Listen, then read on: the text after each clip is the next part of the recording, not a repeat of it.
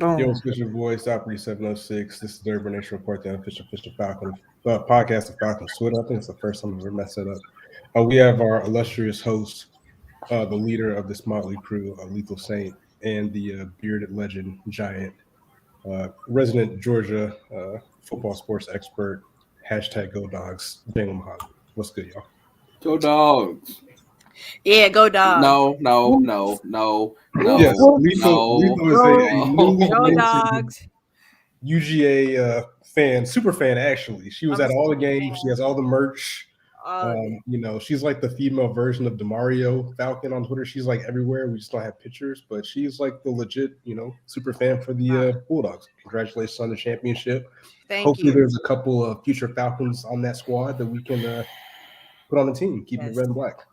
Thank you. Thank We'll you. talk more about it when Thank we get you. to the free agent part of the show. But I will Okay. say this: that if the Falcons manage to not take at least one Bulldog out of like that historic team they just had, then it'll be malpractice. You 'Cause know, everybody who is coming out in the draft, beside maybe like one guard, is actually like super fucking good. it's been a week since we've won the championship. We Woof woof. Go dogs. We're can't. winners. I can't Us stand and the you. Braves. Falcons are some fucking failures, but it's okay No, because man. Falcons up next. We're up next. the Yes. dogs won and the Braves won. So my heart is fulfilled. So fulfilled because I am the biggest dog fan on planet Earth. Let me pull up some tweets real quick. No, I'm Oh kidding. shit. No, I'm kidding. So how does this work? So, like, for example, I'm not officially affiliated with any college football team, right? Me either. I mean, I am now. No. I am now. No, Woof. but for real, like a couple years ago, I think when they signed Kirby Smart, I thought about becoming a Bulldogs fan. I was like, nah, I don't care. Like, I don't have enough bandwidth to spread on the Falcons and another team. Like, I'm really like super strictly focused on the Atlanta Falcons. But if somebody did want to become a fan of the Bulldogs, how would that work? Is there like a waiting period? Is there like a vetting process? Do you have to like jump in like a gang member? Like, how does that work? Since they're now a champion, you could be viewed as like a bandwagoner. But in my opinion, it's always good to have more people in the fold. Like, it's always good to have more fans, more people to rally around, all that jazz. So, Jalen, how would you go about becoming a Bulldogs fan the year of our Lord 2022? I quite frankly don't give a shit. Oh, okay. I would be like, all right, as long as you're not like flip flopping teams and like supporting like the big three, then I don't care. You can do whatever you want. Like you could be a fan, except for Lethal. She decided to hop on the bandwagon after the game. Like you could have done it before the game and it would have been fine. If you would have been like, okay, I'm going for Georgia in this game, then I would have celebrated with you. But you didn't do that. What do you mean? I was going for y'all. I I don't want to hear it. decided around New Year's. Uh-huh. And in the last one that y'all lost, like the Falcons did, I was rooting for y'all the whole time. And then y'all failed on me. So I was like, I'm taking a break. Because first the Falcons did it. She said, "I'm gonna take a And break and then support Alabama." I was like, oh, look at y'all. Y'all are about to do it. So I'm about to be a Dogs fan. And then y'all falconed it up. So I was like, fuck this shit. I'm going to just talk about all the other teams. And then in this game, I was like, all right, New Year's, I'm going to support, but from the inside of my heart. I'm not going to verbalize my support outwardly because y'all embarrassed the fuck out of me last time. Who the fuck do you think I am? Mama dang, she ain't raised no fucking fool, okay? Fool me once, shame on me. You know? So as soon as y'all got that interception, I was like, woof. Right. My As soon as I fandom is got the outward. interception, yeah, I'm definitely a Georgia fan. Okay, Woof. Also, welcome to real the quick, ranks, but just know that there's a limb fee if you decide to switch teams. So be wary. It's my right in America to switch teams if I want to. Hashtag roll tide, huh? You Yeah. goddamn right. Okay, yeah. So you're out of The here. only the only hate I have for the Bulldogs winning national championship is that there are like a lot of happy racists out there right now. I'm like, damn, they want to. So, but Say that about Alabama. that's And they true. win every other year. But I have more proximity, I guess, on Twitter to, Georgia sports fair. fans. But speaking of Bulldog. racism, happy Martin Luther King Day.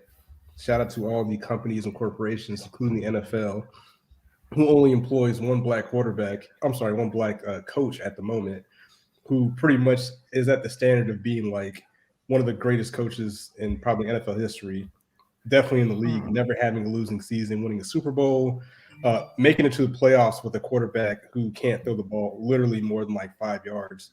So that's kind of seems like the standard set for black coaches. So hopefully we get more. I know Brian Flores making some looks. Again, Eric Bieniemy, I still don't understand. I don't care if he has a bad interview. Like, they cooked Pittsburgh. This man got Kelsey out here throwing touchdowns, exotic formations, exotic play calling.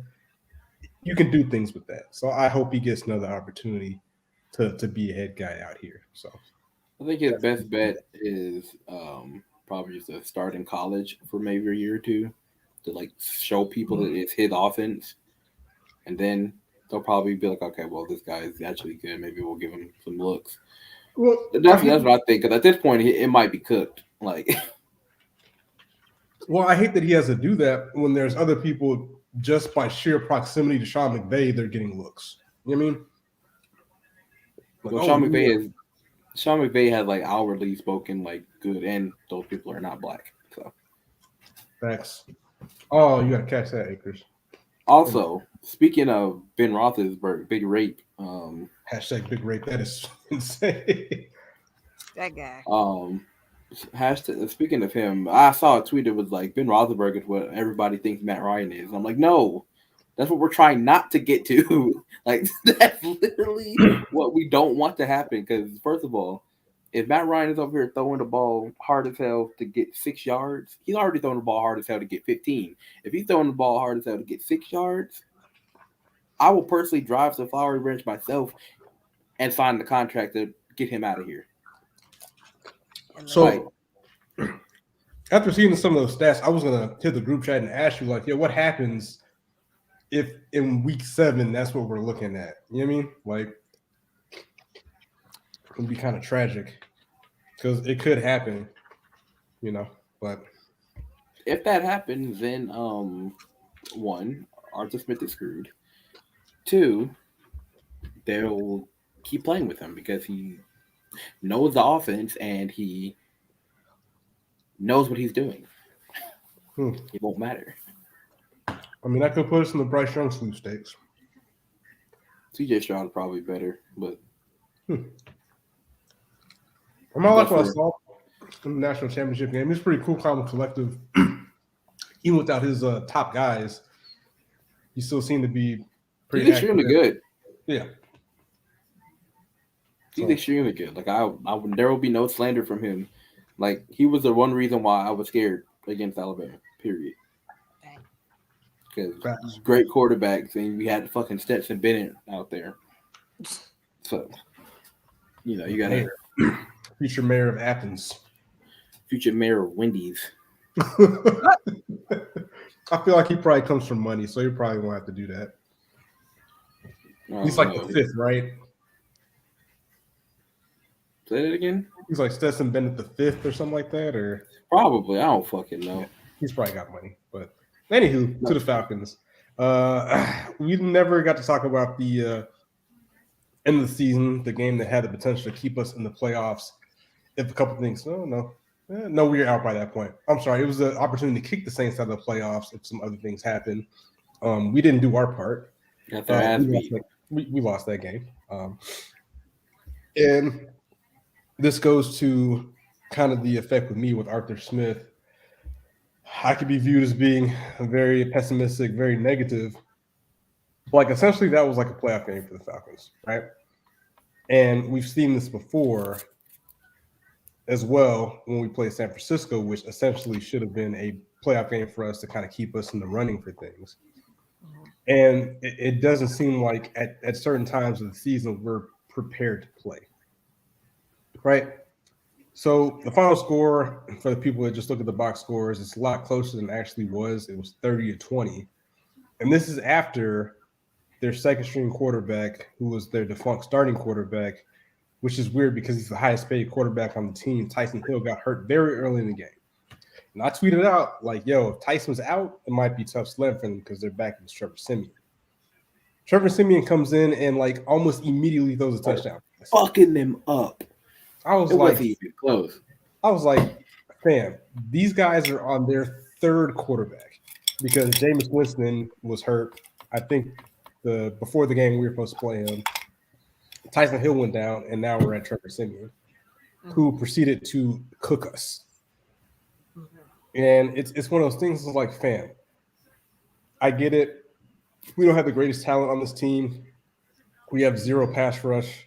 I think there's a stat going around. If our pass rush improved like 60%, we'd still be dead last in sacks and pass rush. Had 17 sacks on the season.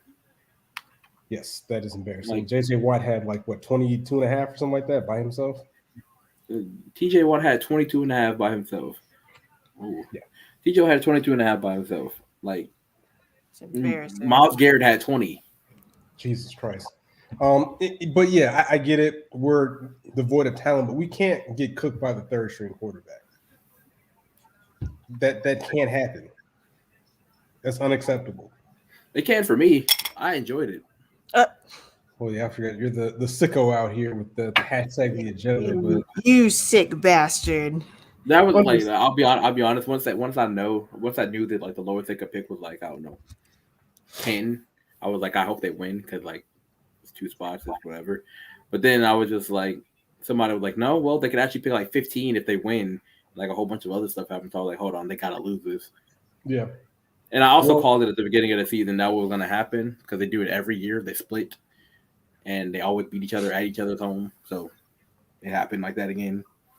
Yeah, well, I feel like if Jameis Winston hadn't got hurt, he'd have cooked us too. So I think we'd have got swept. Jameis Winston is the best quarterback to ever play when he plays the Falcons. So facts. It's not surprising.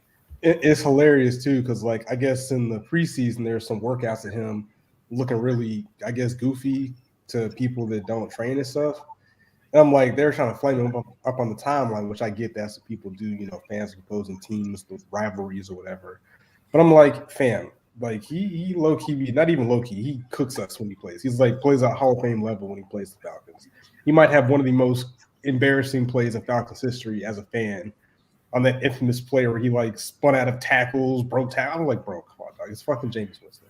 It was disgusting. I got to relive that play. But yeah, we didn't beat the Saints. We didn't sweep them for the first time in how many years.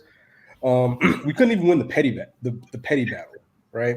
The big thing on the broadcast with the fans on Twitter is like, oh, we didn't put their name on the sign that says visitors, LOL, we're so petty, hee hee ha ha. The announcers are yucking it up like, oh, this is a rivalry. They didn't even put their names on the marquee. It just says visitor. Mind you, as we're getting ran through, players in the end zone doing a dirty bird on us, I'm like, fam, like, can't even win the petty battle, dog. So that's how our season ended, losing to the Saints, them doing dirty bird in our end zone, and us getting cooked by a third-string quarterback. In my opinion, everything worked out exactly how it should have. 49ers won, which knocked the Saints out. 49ers won, and the Falcons lost. I won that Sunday. Like, I just won. I mean, at least somebody won. I mean, I biked for like an hour on my like stationary bike, so I won the calorie battle. Got some cardio in, so that was a win for me. Good for you, man. As I eat chicken wings and French fries. But anywho, season's over. On to kind of the assessment of this season.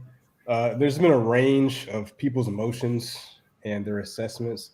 Depending on how you talk to her, depending on who you ask, it's either, hey, Arthur Smith is a miracle worker for what he did with the lack of talent on this team and the cap situation. Or on the other side of the spectrum, which I think is unfair and ignorant and probably trolls who we shouldn't even give any attention to, But the other side of that spectrum is Arthur Smith should immediately be fired. So it's definitely not near the front of being coach of the year because he didn't do anything that spectacular, in my opinion, for the expectations that we had for him. But he did have some restraints. We can be fair and objective, but I'm not gonna pretend like this man was walking in here with, undrafted free agents as starting wide receivers and a rookie quarterback like the Patriots, who found a way to make it to the playoffs and score quite a bit of points on a lot of occasions. Like they cooked us. So I don't want to hear this notion that the Falcons have this, terrible wide receiver core. Go look at Jacksonville, go look at the Patriots, and a couple other teams out there. So I will say with Arthur Smith, it's with a lot of my takes for the Falcons is to be determined. But just from what I've seen with the kind of lack of creativity, some of the decision making, coupled with the schedule we're getting next year and the potential holes we're facing at the wide receiver position with Calvin Ridley in limbo at this point, and not probably retaining Hayden Hurst, possibly not retaining Russell Gage, who I think we should re-sign as he was one of the better pass catchers on the team this year. It's getting kind of spooky out here. And with Cordero Patterson probably leaving because we're not going to afford to pay what the market can afford to pay him, which, again, I said this before, get your money. It is what it is. I'm glad you got used in the team. I'm glad you got a lot of run. That's great. Get the bag. But what are your thoughts? We'll start with Jeff. Arthur Smith as a head coach, I don't know yet. Because when I think of Arthur Smith, I just think about him being an offensive coach and how that went, which was pretty goddamn not good. I wouldn't say it's horrible, but it's not good either. Jalen would say it's horrible, but awful. Like I don't know about him as a head coach yet because he hasn't really done anything head coachy, But we ended the season. Oh wait, wait, pause. He did. He cussed in the preseason, which he didn't play any of his players, and he made players run laps for penalties. I'm talking about during the regular season. I don't know what the fuck he did, head coach wise. He grew a beard, Besides grow a beard and participate. He put a believe sign up. Like I said last time. Yeah. But I mean, regardless. We ended how I expected us to end. Like I thought that we had a chance to sneak in, to the playoffs. And I mean, we almost got there. So overall season was almost how I expected it to be, but I thought that it would be a little better. So I don't know about Arthur Smith. I see some people want him as coach of the year. I'm like, how? Because what has he really done as a head coach and as an offensive coach? It hasn't been good either. So why do y'all want him to have coach of the year? No clue. Someone explain. And then the people who want him fired, like, okay, fired as an offensive coach, sure. But like as a head coach, what has he done as a head coach for him to be getting fired, wanting to, for y'all wanting him to get fired? I don't understand. I need explanations. So if y'all could drop that in the comments, that would be appreciative. So I can understand where y'all are coming from. All right.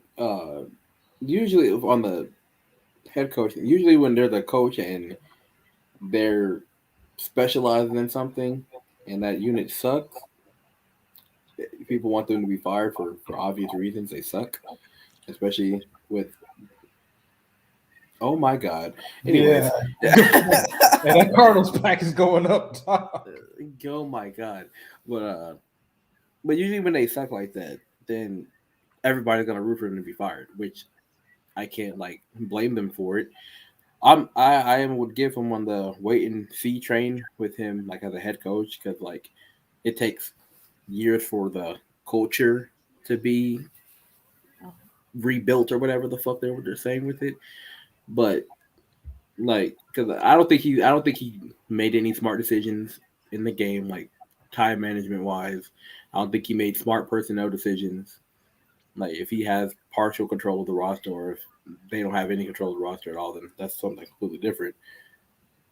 But he didn't make any smart, like super smart decisions, and he played like a pussy all year.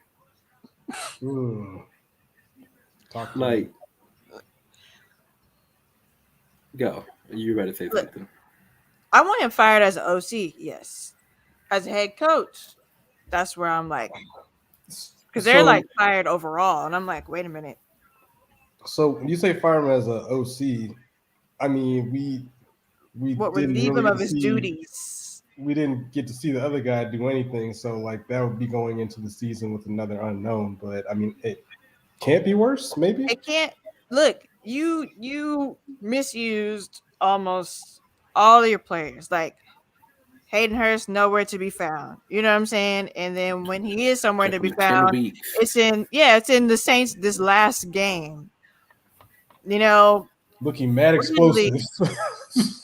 It took him like 10 weeks to figure out how to use Russell Gage, and I knew how to use Russell Gage. Like Pitts, them the fucking thigh man. I don't even know. Mike Davis.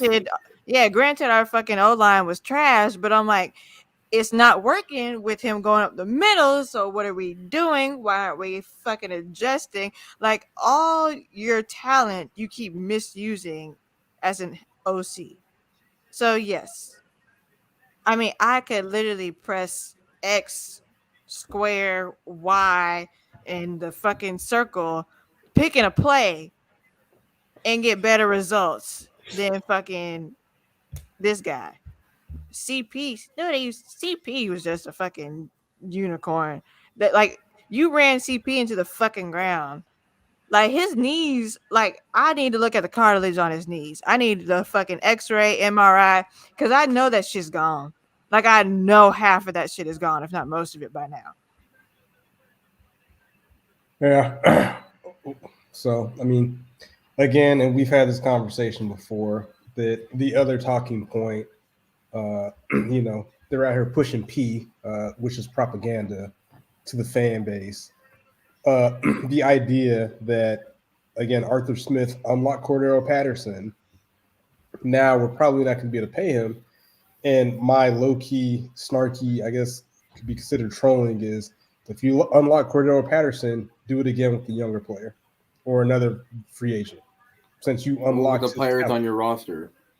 Crazy how that works. Where you can unlock Cordero Patterson, but you have the highest drafted tight end, too big for linebacker or too big for DBs, too fast for linebackers. And granted, yes, he did get 1,000 yards. That's cool, good for him.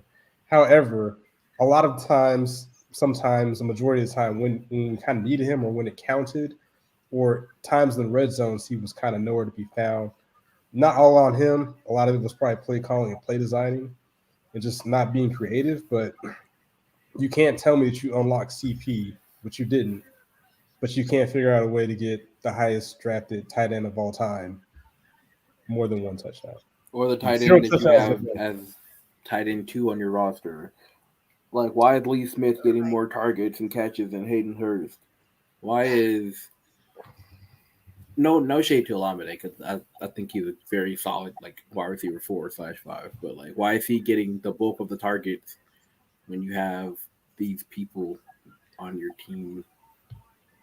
Like I just don't get it. Like maybe they're doing, maybe they know something I don't. But like looking at the all 22 and then watching it like live on Sunday, like I don't get what he's doing.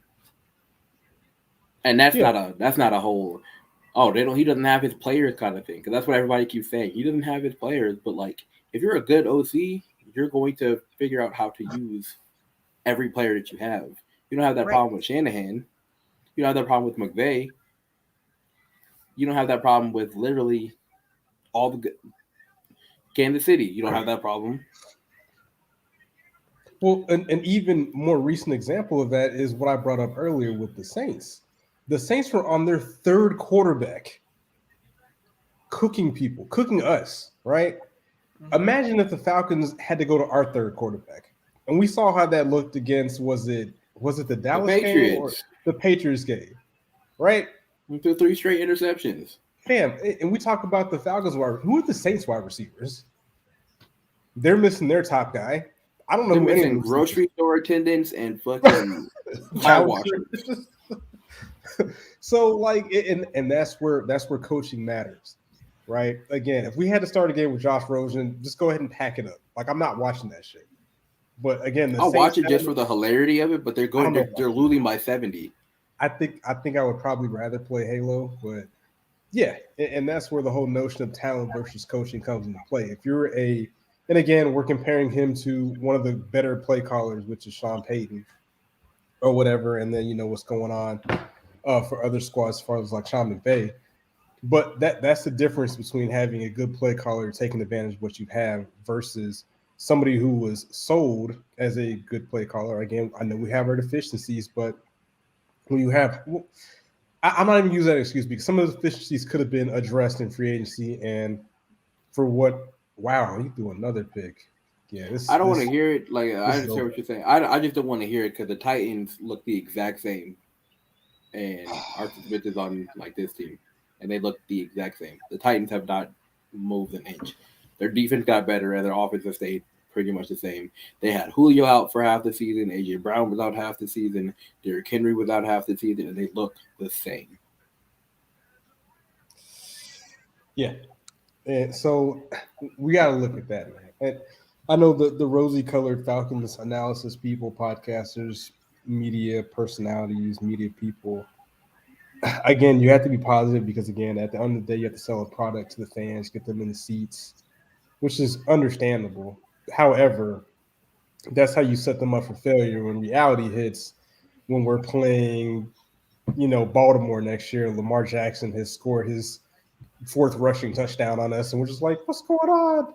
Arthur Smith had 2 drafts, and we point differential, and we one score game. All that stuff is going to come back to play. You're going to be like, yeah. All I'm saying is if people listen to me earlier in the season and just wished for the Falcons to lose, they would not be in a situation that they're potentially going to be in without a godlike draft in free agency period where they might win 3 games next year because their schedule is so much harder. They won 4 or 5 games against the 5 worst teams in the league, barely. And now they're going to play teams that are getting healthy, miss the playoffs, and are trying to get back to the Super Bowl-ish. They are like, unless again, this is the ball's in their court. If they have a good draft, instant contributors, the defense gets 76 times better. The offense decides to stop being ass, and Matt Ryan doesn't look washed. Then they'll be a good 7 or 8 win team. But like the way it's looking right now, they're gonna win like 3 games. Yeah. Yeah, and again, I got into it, but I was interacting with somebody on Twitter that was kind of going through the whole issue that Arthur Smith didn't have any talent or whatever, and that he did miracle work with this team. And that you're like, hey, he didn't have any talent. That's why we couldn't do what we need to do. Well, I'm like, okay, that's fair. But what about against like teams that are going to be picking in the top 10 to draft, like the Jacksonville Jaguars of the world? You know what I'm saying?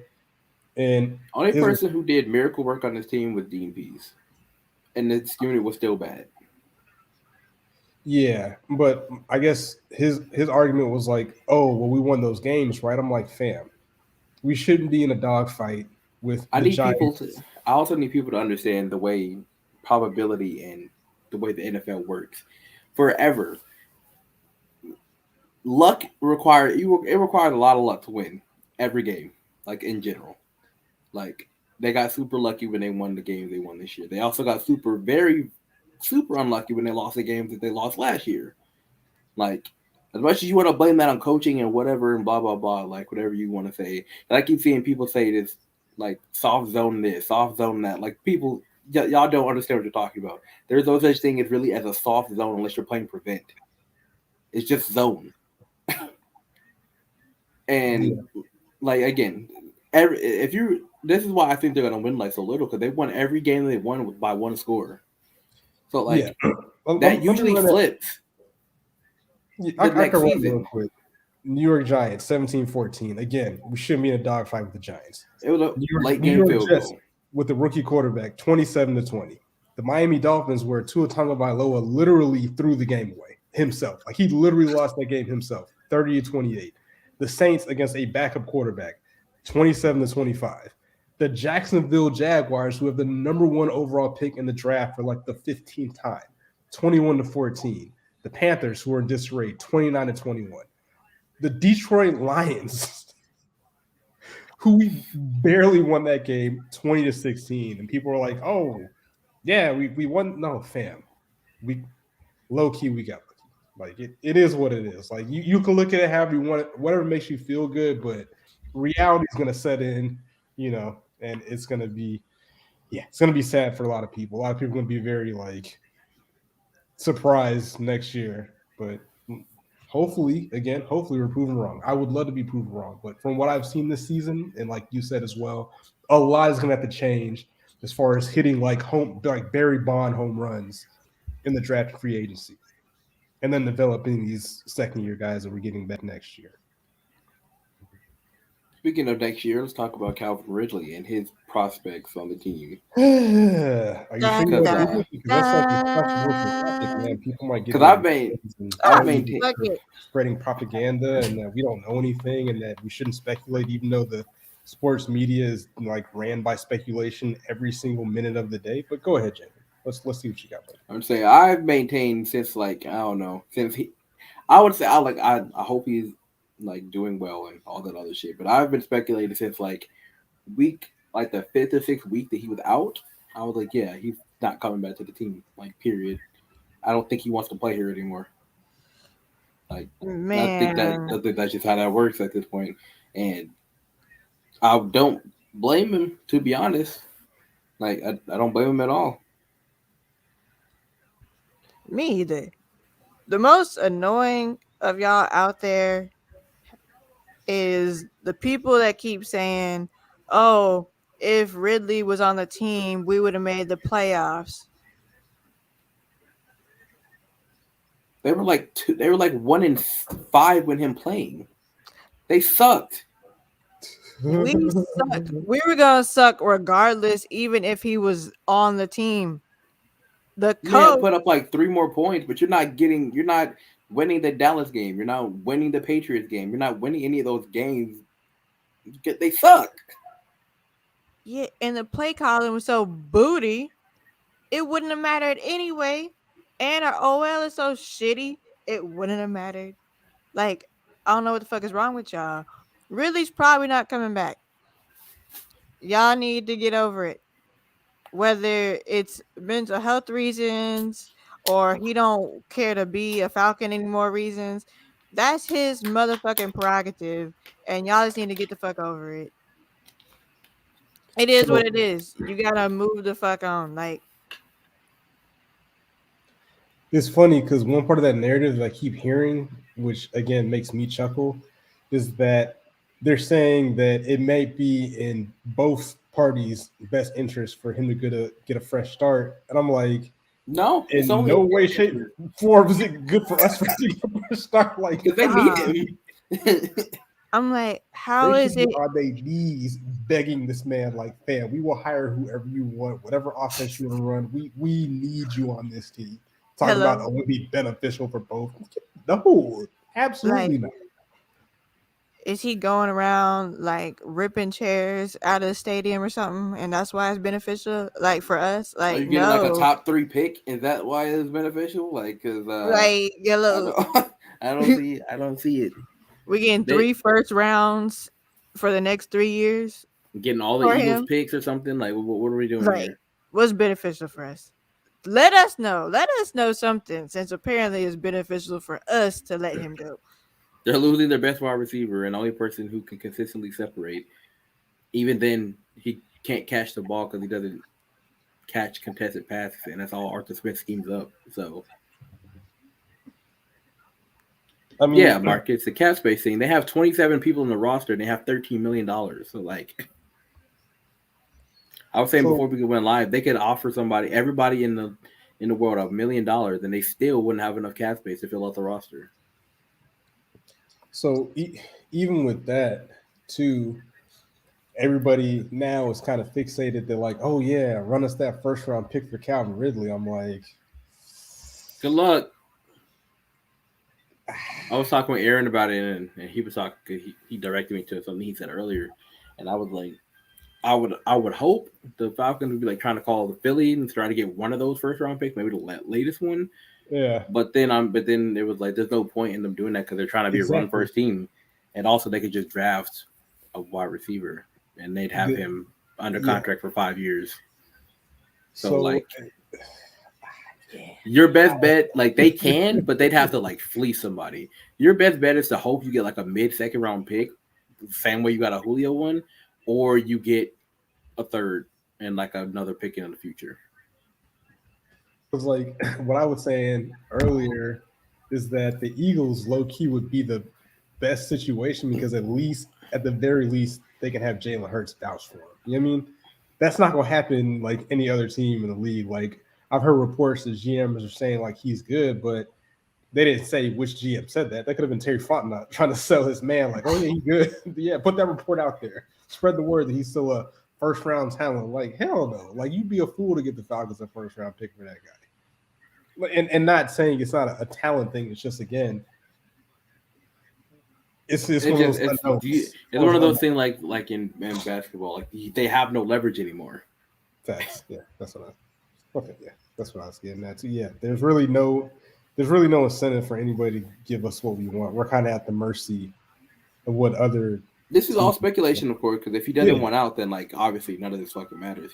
He will play, but like I'm under the assumption that if he wanted to play, he would have played, like, or he Yeah. would have reported or something along those lines. But like We would Marcus have. said, I'm sorry, continue. No, we would have known. Like we would have known by now if he was coming back. His mental health was all good in the hood, or whatever the fuck is going on. Okay, everything's good. He'll be back suit up next year. We would have known. But They would have said it. They would have explicitly said it already. yeah, And that man over here posted his stats on Snapchat. It's raps. he did. well, that's the other thing too. It's like the people that are again have the rose-colored lens with the situation. Like this is the time in the off season where you're planning your draft. You're planning on how we're going to get better for next year. And if they knew he was coming back, and again, they don't have to tell us anything. But I mean, from a standpoint of hey, selling seats, getting fans in the seats, getting butts in the seats, whatever, selling hot dogs, you would like to say that hey, our top guy is coming back, paired with Kyle Pitts, who was the second leading all-time rookie receiver in NFL, 1,000-yard tight end his first year is coming back to pair with that guy. That's something that would, you know how much easier it would make the social media team's job because right now they're scraping the bottom of the barrel for content to keep this team engaged. Like you think that would be an easy kill? Say, yeah, we've spoken to Calvin and people. He's coming back. You know, we're gonna have second year of Kyle Pitts. We're gonna go out and draft a guy or sign another guy on free agents, bring back Russell Gage. And look, we can do a little something, get the offense line a little better, and make some things happen. So if you had to read the tea leaves, if I had to bet, if I had to check what Vegas is betting that about his status, I would be leaning in the direction that yeah, he's probably not coming back. And at this point, they need to be playing for a post Calvin Ridley future. And again, that spells more trouble for this team that already has a litany or a glut of holes on the roster. Like we are devoid of resources across the board. So if we can get a third, I guess that would be cool. It sucked, but I mean that'd be better than a fourth, you know? Better than nothing. We need to get something. Yeah, we'll definitely get something, but yeah, first is kind of shooting for the stars, man. Especially They like should you be haven't rooting even for spoken to this seconds. guy. Allegedly haven't spoke to him since. Like that's kind of telling. Also for other players that want to come to this team. Like again, we can't say that it was the team that did it, but not having that relationship with him that he wants to even, speak with you. You know what I'm saying?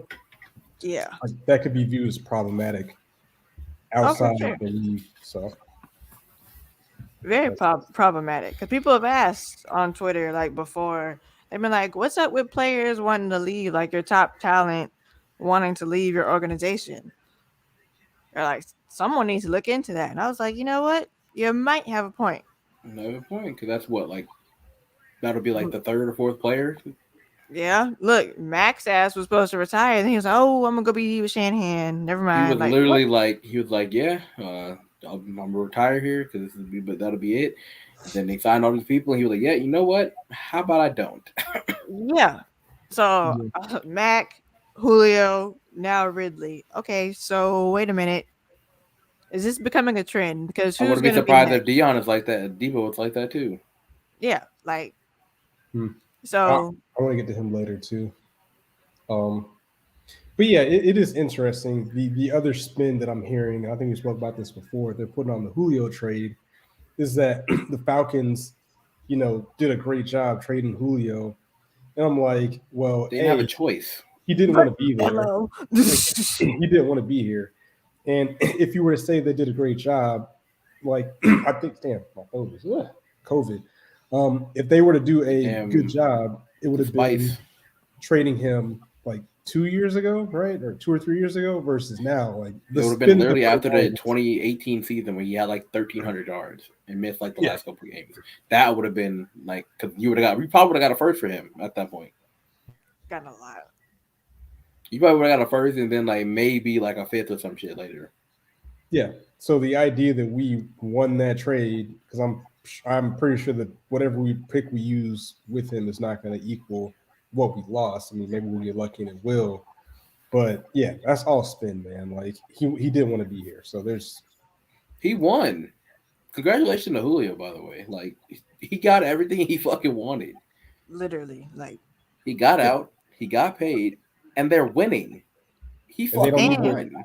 he and didn't it's even not have to on play. his and it's not on his back every game. Like, yo, Julio, we need you to go out here and get it for us to have a chance to win this game. Like, yo, he can actually be fresh for once, and I'm hoping he has an Anquan Bolden like playoff run and gets this shit. I hope they Partly, win. I'm rooting for them. yeah, because a lot of the fans, of course, and this ties into some of the playoff games, especially the great playoff game yesterday between the Cowboys and the 49ers, ties into the whole Falcons experience on Twitter where, like, you guys are very miserable, a lot of groupthink, a lot of recycled takes. Like, oh, Julio only had one touchdown this year. I'm like, fam, Kyle so did Pitts had one Kyle as well. Pitts, not even in America. And oh, couldn't you have stayed here and done the same thing? Yes, and been sitting on the couch watching teams in the playoffs. You know what I'm saying? Like, no, man. Like, just be happy for the guy. Don't talk about him. Like, hate is an ugly look. Y'all did the same thing with your man, and I see nobody's getting these tweets off about this former player, even though allegedly, these fans don't care about players when they leave. But I've been bigging up your man, Devondre Campbell, first team All Pro linebacker. Shout out to him. I find it so hilarious the Oh, revisionist history that is oh my going on god. with him because no everybody like this is like there's a reason why he got let go because he wasn't good for them. He Mhm. wasn't good in Arizona. He played there for 2 seasons. Like there's a reason why they picked Dion Jones over him. He wasn't like bad. He wasn't awful, but he was not as good as Dion Jones. They were just like, all right, we don't want to pay him. He's not as good as Dion Jones. There's no point in paying two linebackers, and one of them is kind of bad. Like, and people are like, oh, we should have just kept him. Thomas Dimitrov is the worst GM ever. Like, bro, no, that's not how that works. Like, just because somebody decides to thrive somewhere else doesn't mean anything. Like, it's not how that works at all. Like, And that's a perfect transition into the Dion Jones conversation. Dion Jones, uh, he hasn't had a great year. He didn't have a great year this year. However, it's crazy how quickly fans will, turn your back on a player who at one point was a darling for the Falcons, not too long ago, if we're being honest. And now he's like the most hated player. I said that he has become the scapegoat or the whipping boy for the Falcons, a la like Vic Beasley. And I'm like, all right, man, that's what we're gonna do. If that's the easy thing, if that's the copium you need to get through the day, like we're gonna blame all our faults on, Dion Jones, even though you guys get on Twitter every day and yell this team doesn't have any talent, right? Like I tweeted out, I could see Dion Jones having a Devondre Campbell like resurgence on a different team. Yeah, like maybe he's still this. fast. Yeah. He still like knows what he's doing. Yeah, It's just like he still makes plays. It's just sometimes he doesn't really seem engaged and It's- want to tackle anybody. it's kind of hard to make Yeah. plays when you're getting washed out by like two people every time, and you're like a 6 foot, 200 pound linebacker. That's not what he's like. The whole reason why they drafted him was so he could be in coverage and he can make plays with super big bodies up front. They don't have Yeah. any of those people anymore. Like they went from Rashid Hageman and Dontari Poe and like all these and Grady Jarrett and all these like rotation of like decent fucking Corey Peters was here, not Corey Peters. Courtney Upshaw was here doing the job for a little bit. Like he had those kind of players, and now we're replacing them with people who got picked up off the street this year. Like I don't think that really. I don't think that really helps his case for the way he plays. I think he could go to, let's say, he could go to the Chiefs, and I swear he would make that defense so much better. Facts. Like it wouldn't even be funny. Yeah, this man he scored a touchdown in every season as a Falcon, with the exception of this year and 2017. As He had an interception in every season, with the exception of this year. Yeah. So again, like the narrative just super shifted. Like, oh, he's terrible. Get him off our team. He's trash. Yeah, it's probably going to happen, but I believe he's still talented enough to make plays. It's just because of salary type issues for him not being paid what he would be, he not getting the value for what he's paid, and with our cap situation. Yeah, he's got to go, but don't be surprised if you see him on another team making big plays. And then you guys will be doing the same thing and start doing with Devondre Campbell. Like, oh, we should have kept him, blah, blah, blah, blah, blah. The new thing is like, oh, Foye Oluokun had led the league in tackles, and so he's so much greater. Like, I remember we did the same thing with Paul Warlow. Oh, Paul Warlow had like 156 tackles or some shit. And everyone was like, oh, he's the best ever, and he couldn't guard me on the out route. So like, and we're not saying Foye Oluokun is Paul Warlow. I'm just saying, like, you guys latch on. He's so much better than Paul Warlow, but like you can't use tackle. We're using tackle number than 2022. Like, what are we doing here? Yeah. You're worrying about the wrong things. Yeah. And even with that too, just kind of pivoting off him, going to arguably our best defensive player, right?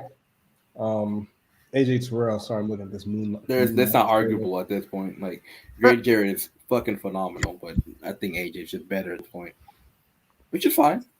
So Grady Jarrett is still really fucking good. So with him again, in the misery of watching the game yesterday, the former Falcons Coach Bowl with DQ and Kyle Shanahan, there was a lot of dig slander on the timeline, right? Uh-huh. Yes, for good reason. Yeah, for good reason. However, we would kill for a DB who could get 11 interceptions in a season. You want to hear something crazy? No, they wouldn't. No, they wouldn't. Oh, okay. Fair because enough. They had Robert Alford, and he had like 6 to 7 every season, and they shit on him.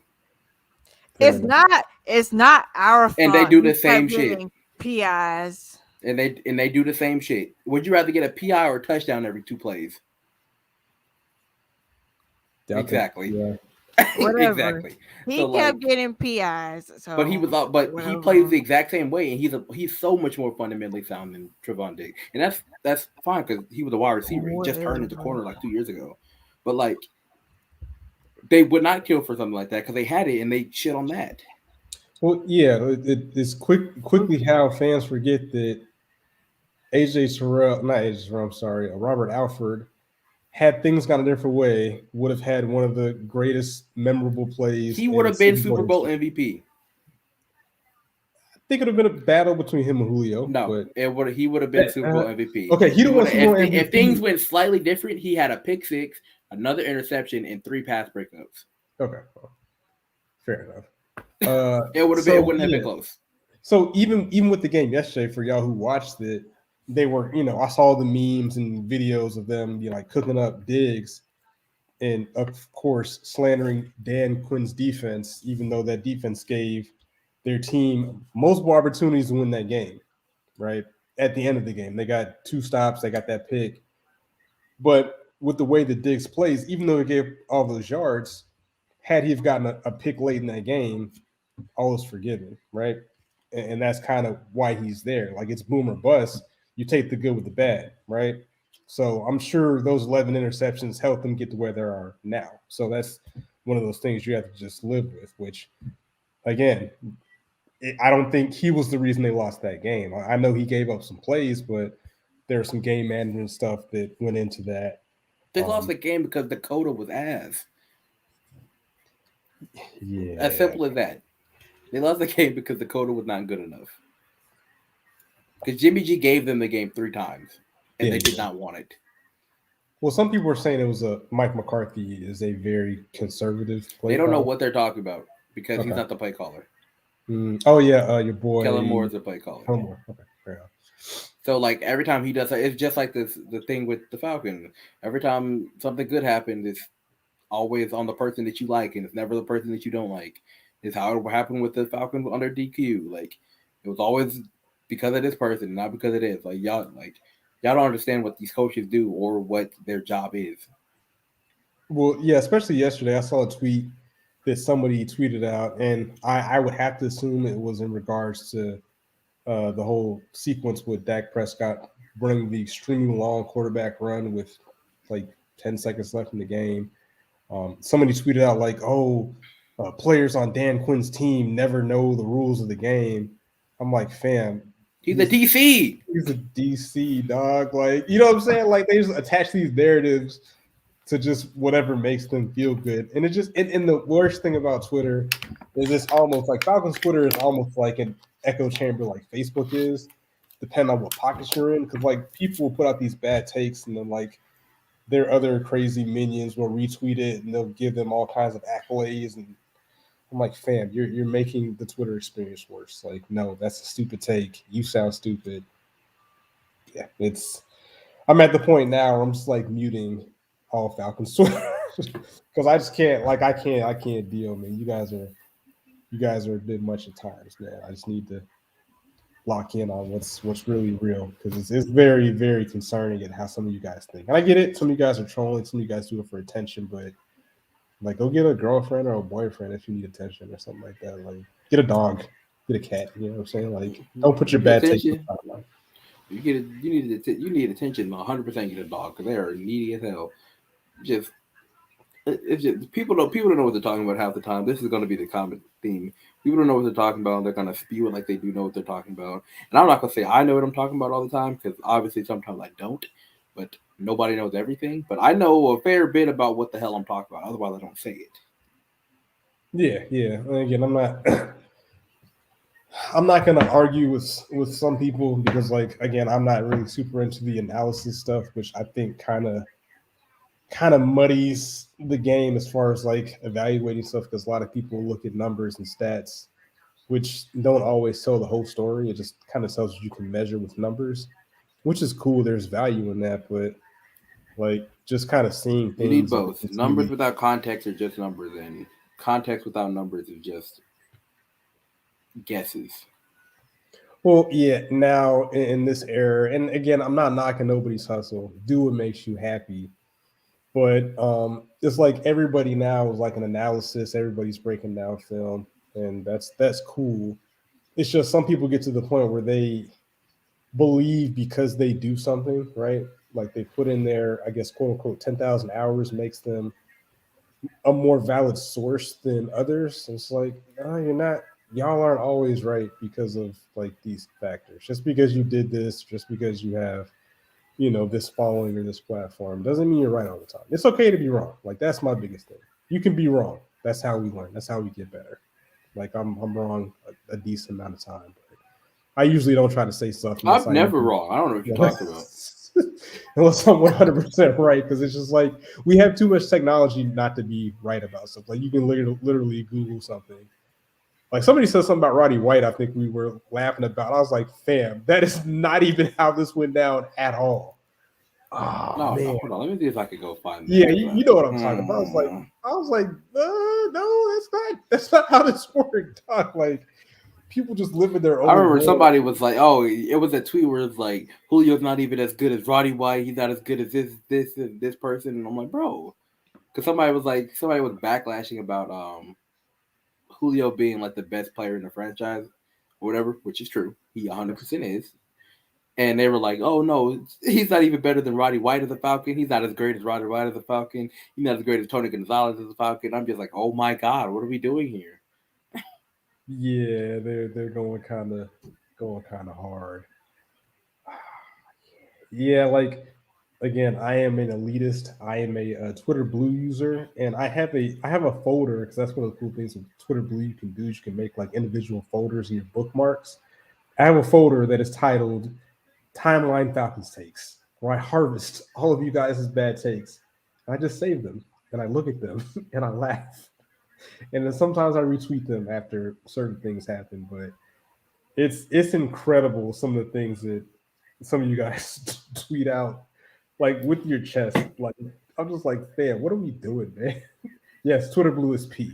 Yes, it is definitely P. Oh my god!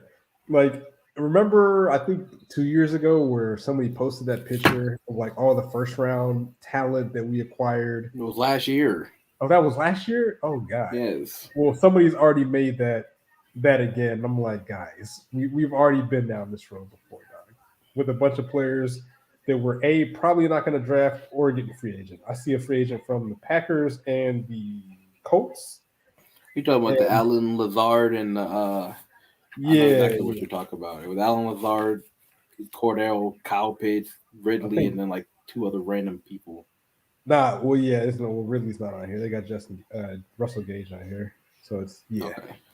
And I think Cook from the Bulldogs, who got the right pick. I'll take him. Shit, he's kind of fast. He's very good. He's not even just fast. He does everything well. He's extremely good. If he didn't have like two ACL tears, like oh no, his freshman, he's good now. Okay. But like it was his freshman year, and then the year before he got into college, he came into the college hurt, and then he I don't know if it was like a full tear, he had like a partial tear or some shit, and then he didn't play like the last couple of weeks. But ever since then, he was really fucking good. And you see, he hadn't lost his speed, so like I guess it don't really matter. We'll take the value. Yeah, he'll go in like the fourth round. I'll take it, but it's one of those things where some of the takes are just all over the place, man. I could go for days. And again, shout out to the Georgia Bulldogs national championship. Go Dogs! All that stuff. The only thing that I don't like about them in the national championship is that now they have like ammunition, especially in this draft with this team, to be like, oh yeah, we need to draft every Bulldog. You goddamn right. We're gonna draft every motherfucking Bulldog to the Falcons. This is the 1 year that I can say that. This is 1 year I can say that and be like, and it would actually be a good pick. Yeah, but now they're doing the revisionist history thing. Like now they're saying like, oh, well, you should have been listening to us. Because it should have been. All these players from University of Georgia. I've been saying it since day one. We should be drafting Bulldogs onto the Falcons. One of them was talking about the Falcons. Oh my god, stop it! And they're like, I've been a dog fan for life. What the fuck y'all talking about? Y'all ain't gonna rewrite history on this podcast. Fuck y'all. And I think I talked about in the group chat about woofing the Chubb draft. I don't think we'd had the ammunition to get him, but I think we already had I think Freeman and Coleman were doing. He went like the second pick in the second round. Yeah. We didn't have that. We weren't. That would have been able. He went like the second pick in the second round. They weren't going to get him. Yeah. So, but again, it's the whole our GM doesn't believe in dogs. I'm like, all right, man. People were talking about him in the first round. They were not going to get him. Yeah, that shit was not happening. That thing. Our guard is Thomas Dimitrov is terrible. Guard. He didn't pick my favorite player. God. He didn't pick my player that magically ended up being good. Oh, God. He sucks. Oh. Yeah, we got the whole we don't sign Cordell Patterson, we riot. No, we're not. We're not going to do any of that stuff. Oh, we're not. Y'all will be fine. Here's one. Fine. I want that number 41 or 17 on defense. they're not gonna get Nakobe Man, because fuck he's gonna go you. like 15. Nakobe Dean, the linebacker, he's gonna go like 15 to like the Eagles or some shit, and they're not gonna have the Why? pick for him unless they like Why trade can't? back. In which case, I would not be against it. Why But they can't could get you Devontae like? Wyatt or Channing Tindall. You just don't want me to be happy. Okay. Is that it? No, I'm just telling you so you know can prepare for the heartbreak. You know what? Fuck He's you. going in the first round, and they're not gonna pick him. Aren't we eighth? We're Yeah, eighth, but right? he's not better than. Why can't Yeah, I get what I want? because this is the Falcon that you never get what you want. I want a dog on my team like I've been wanting since day You one. look again, Since birth. okay, stop it. So Like another take that I saw, and again, a recency bias. Yes, Mike Davis finished the end of the year terribly, but there's a take pretty much saying like, "Yo, we don't want him back no more." The Falcons need to draft a third down back, right? So the purpose of a third down running back is to be able to be good. Wow, Odell. Oh my God. the purpose of a third down back is to pass, protect, and occasionally run the ball. Which Mike Davis is pretty good at. You know, the Olsen Hive was crying for him to get in the game, and then he comes in and cannot pass protect to save his life. But yeah, it's not going to be an easy task to bring in a rookie and expect him to be great at pass protection. So that's why you kind of get veterans that are good at that. Now you can draft a rookie to be a actual playmaking running back. That's fine, but you want to kind of say pass protection for guys that are experienced that are good at that. So, but Running.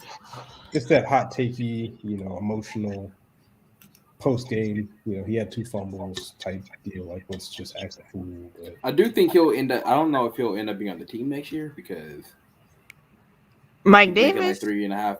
Yeah, he's making like 3.5 Oh, he gotta million, and his production is kind of shit. So Kind of. I don't know if he'll be on the team. They might just use it on the. They might just. I don't know if they even want to use a pick on a running back this year. I think they should, especially if they get more picks, which I am always an advocate for them trading back and getting more picks. But if they don't, then I think they should just wait and try to get one you undrafted free agency because running backs are super easy to find. They're not hard. If we got one of them motherfuckers from North Carolina last year like I wanted, we wouldn't be in this fucking situation. Now would we? What do you mean? We had to get Darren Hall and I don't even remember the rest of their names. That's how Drew Dahlman. That's what do you mean? That's what we needed. One of them running backs from North Carolina who have been doing pretty goddamn good, by the way. They've been on very their good this teams. year. Okay. And we're stuck with thick thighs, don't save lives, Mike Davis, not doing shit. You were, in fact, you were the heaviest proponent for getting the UNC running back. I will attest to that. Thank you. And now I want whatever that motherfucker's name is that you was talking about from the fucking Dogs. I want one of them on my fucking team. And if They'll have a chance to get both of those and they running do backs. well, I'm gonna beat somebody's ass. Yeah, it might be trying to turn this shit off. I'm gonna keep it man, the pack is going up. My homeboy's a Cardinals fan. Shout out to Jay Free. They getting packed up, but yeah. They'll have a chance to get one of the dogs, and we gotta hope a good one, not a bad one. I don't want a bad dog. I want a good dog. Everybody who's draft eligible, beside maybe 2 corners, because they're 6 years seniors and shit. They didn't play many snaps. Or if anybody who has a name, they're pretty good. Off the top of my head, there's gonna be about 7 dogs drafted in the first 2 rounds. So they're pretty much 7. I don't know about that. It'll be about 5 or 6. But I want the one I want. One of the 2 that I want. He's very good. He's very fucking good. Fine. He's the best linebacker I've scouted since fucking Roquan Smith. Oh man. Roquan made All Pro this year. Yeah, he was drafted too high for us in that draft too. That was the 100%. one I did want in that draft as well. I think that was the Calvin Ridley draft. Oh shit! God damn it! I think it was the Calvin Ridley draft. I'm not sure. Don't quote me on that. Why you had to Oh bring my that up? God. Man? Yeah, I don't know. There's so many different paths this team could take. I think Aaron, shout out to him, Locked On Falcons. You know what to do, subscribe to YouTube, all that jazz. I think he mocked us getting an offensive lineman in the first round today. You know why he did that? Shout out to Aaron, by the way. But Aaron always does this around this part of the season where he sees where everybody else is doing a mock, and then because that's where the people think the Falcons are going to do, and his theory, which has pretty much been correct half the time, is whenever you think the Falcons are going to zig, they are going to zag. So, like, if everybody's like, oh, they're trying to get a DB or a pass rusher, they're going to take a tackle. Or everybody's like, oh, they need a tackle or a guard, they're going to take a wide receiver or some shit. So, is there any scenario? Let's say, are there any generational pass rushers in this draft? No. Okay, never mind. Generational, no. There are some good ones, like some very good ones, but generation, no. Are there any 10 sack guys? Yes, there's 3. Okay. So there's 3 in the first round, and then there's a bunch of potential ones. I will say that. So let's say we did fleece a team for a first rounder for Calvin Ridley. Do you think that they would be bold enough to use that pick to go up and get one of those 10 sack guys? No, because that'll be either pick 2 or 3, and you don't have enough capital for that. You don't have enough capital for that. The third guy is probably going to fall into the Falcon range, but a lot of stuff can happen to fall into the Falcons range. They could get a corner could fall there, a pass rusher could fall there, and they need whatever they can get on defense. So I guess they can just go BPA at that point. I wouldn't be mad. And this is the confusing thing, and this is where it makes it tough to kind of call. Like in other years, you can kind of maybe have a decent tell on what the Falcons were going to do, but like we need so much, and depending on what this team direction they want to go, like hey, because the thing that we try to do this year, or what was sold, is like hey, we had Matt Ryan, we're going to give Kyle Pitts, before the Julio Jones and Calvin Ridley departures, we're going to have this offense cooking.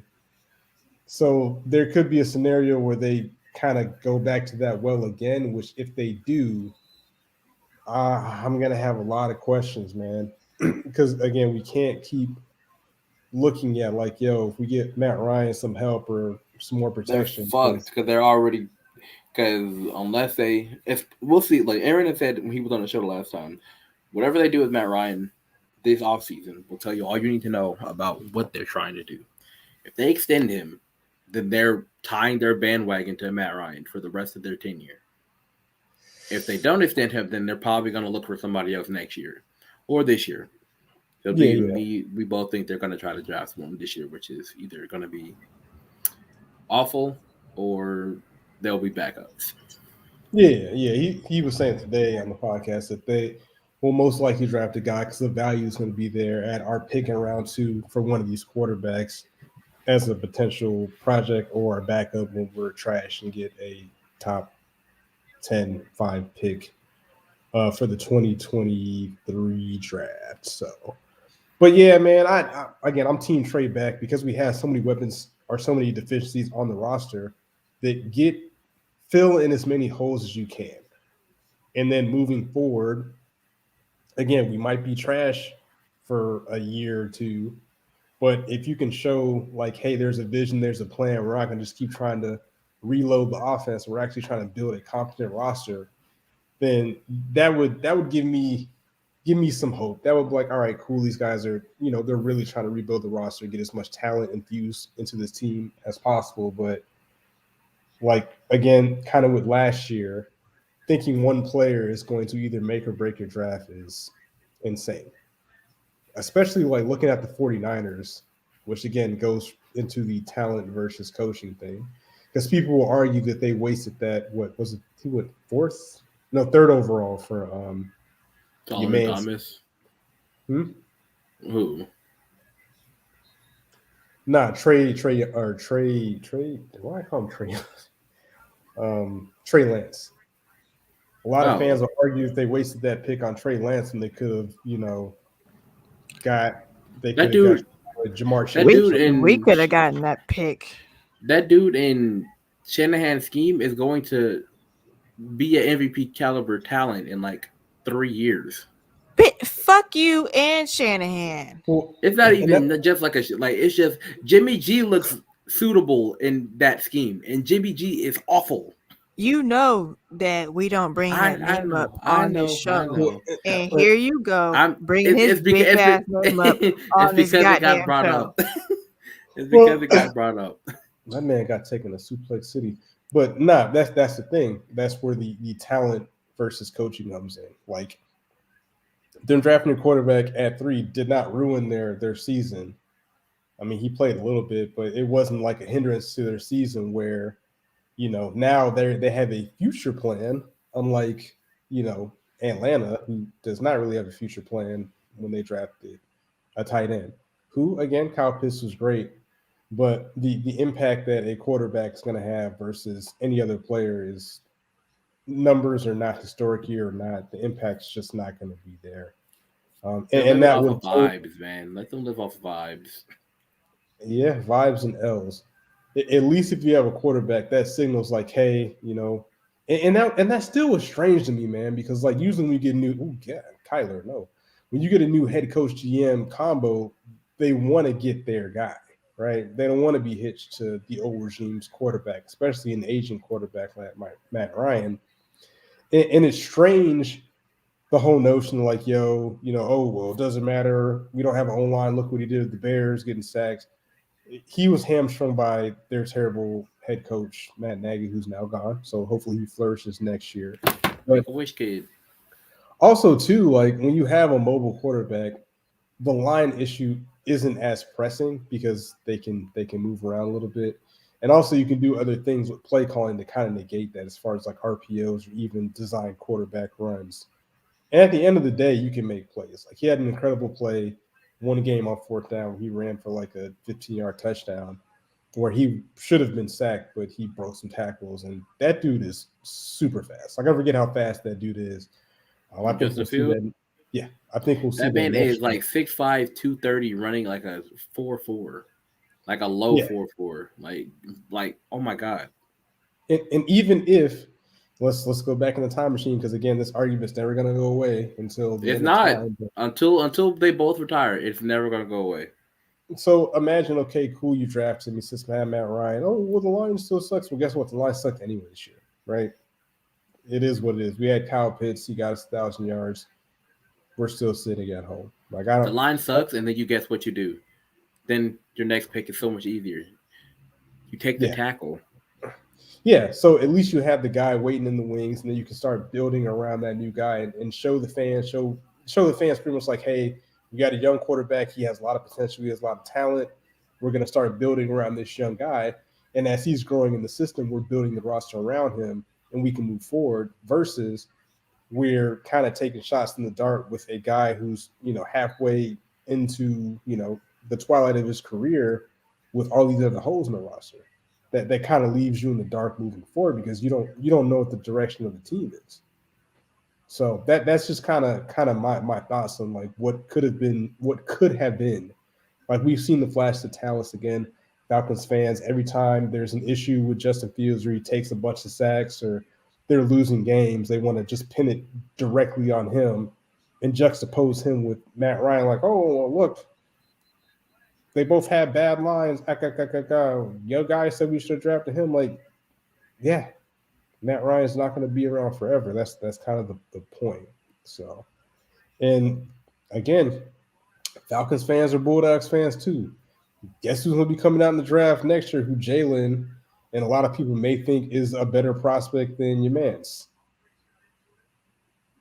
What is his name? Brock Bowers, tight end from University of Georgia. He's so fucking good. Oh my god, you remind And me. I guarantee you, Oh, you're not going to need to use the 4th overall pick to get he's that. going to the first round, but he's not going to be like 4th overall. I think like Yeah, but I'm sure you're he going to get. legitimately like. I'm not even saying this as like a bulldog, but he legit might be better than Kyle Pitts. Yeah, He was like and 19 doing all that shit he was doing this year. yeah, and that's what I'm saying. Like the value to me will never be there. Like teams don't run their offense through tight ends exclusively. I know they're big parts like in Kansas City or even like San Francisco, even though Kittles was a little quiet yesterday. But it's just the value for me just it's never going to equate. Like imagine we'd have got Justin Fields, been trashed, and then picked up him a weapon like Brock Bowers, whatever his name is. Yeah, I get that. I'm just saying like we could have got a player that could produce minus all the measurables and the hype at a better value. That's my thing, man. Get the value players, man. It's Draft is one of always those about things, value. Draft is always going to be about value. Yeah, that's why when people say people win or lose the draft, is because you picked the player later than what they were supposed to go, or picked the player earlier than you were supposed to go. You lost it. It's blah blah blah. You reached. You did this and this. It's always going to be about value. Yeah, and if you want a little deeper dive into the value talk, we talked about it on the last episode with Aaron Freeman from Locked On Falcons, where I pretty much was like asking him like, "Yo, like go look at where Greg Kittle was drafted, or go look at where fucking Travis Kelce was drafted at, like, and look at their production.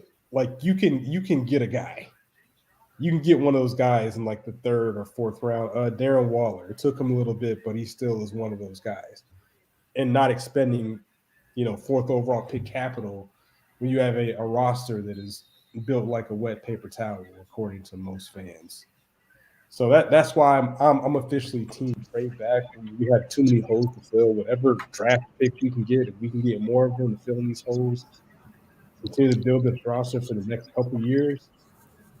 And then still, that's depending on you finding a quarterback in the draft, and then waiting a few more years for him to be competent, or bringing in like a free agent.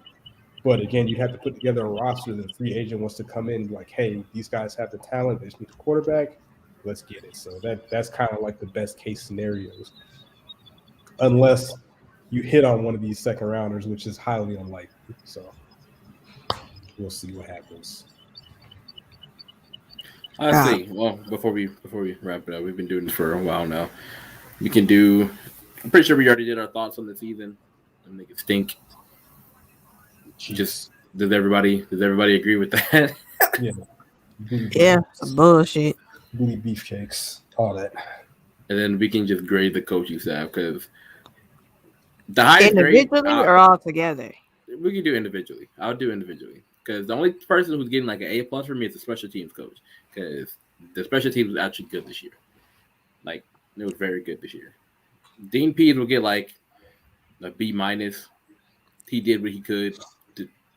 That's the side of the ball that needs talent. Them niggas suck. Mm-hmm. Like, the offense is fine with talent-wise. Like, the defense is just bare. Like, desolate. It's awful. Half those people won't be in the league in like a year.